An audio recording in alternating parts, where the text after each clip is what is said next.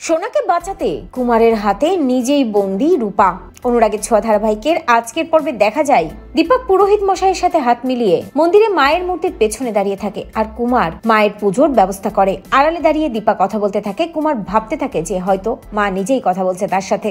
রুদ্রমূর্তি নিয়ে দীপা কুমারের সামনে এসে দাঁড়ায়। কুমারকে আচ্ছা মতো ধোলাই করে। সূর্য হাজির হয় এবং সূর্য আর দীপা দুজনে হাত মিলিয়ে কুমারকে উচিত শিক্ষা দেয়, কিন্তু কুমার তাতেও থামে না। কুমারকে টানতে টানতে হসপিটালে নিয়ে যায় দীপা সূর্য এবং সবার সামনে কুমারের মুখোশ খুলে দেয়। কুমারী যে সবকিছু করেছে সিসিটিভি ফুটেজ সকলকে দেখিয়ে প্রমাণ করে দেয়। সূর্যর হারানোর সম্মান ফিরিয়ে দেয় দীপা। কুমার পালানোর চেষ্টা করলেও পালাতে পারে না। ওখানকার লোকজন কুমারকে ধরে মুখে চুনকালি মাখিয়ে গলায় জুতোর মালা পরিয়ে দেয়। আর ঠিক তখনই সোনা কুমারের সামনে চলে যায়। বুঝতে পারে রূপা যে সোনার বিপদ হতে পারে, তাই রূপা সোনাকে ধাক্কা দিয়ে সরিয়ে দেয় এবং কুমার রূপাকে জিম্মি করে। রূপার মাথায় বন্দুক ঠেকায়। সূর্য বুঝতে পারে কুমার রূপার ক্ষতি করে দিতে পারে। সূর্য কুমারের দিকে বন্দুক তাক করে। কুমার ভয় পেয়ে রূপাকে ধাক্কা দিয়ে ফেলে দিয়ে চলে যায়, পালিয়ে যায় কুমার। আর কুমারকে কেউ ধরতে পারে না। তো বন্ধুরা, তোমরা এটাই চাও তো যে কুমার যেন ধরা পড়ে? কমেন্ট করে জানাতে ভুলো না।